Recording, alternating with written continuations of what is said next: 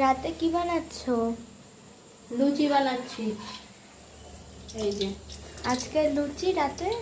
আজকে অমাবস্যা না, ওই যে কি কৌশিকী অমাবস্যা না কি বলে, তাই তাই এই লুচি বানাচ্ছি। দেখ,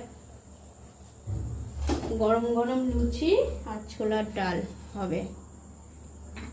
এই যে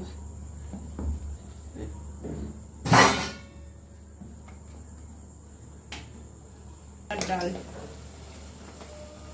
ছোলার ডাল আর লুচি আজকে রাতে খাওয়া হবে।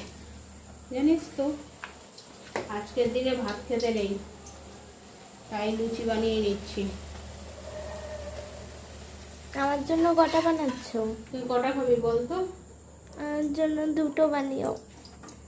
দুটো হয়ে যাবে তো? হুম। তোর বাবা কটা খাবে? 4টে বললো। মাত্র? হুম।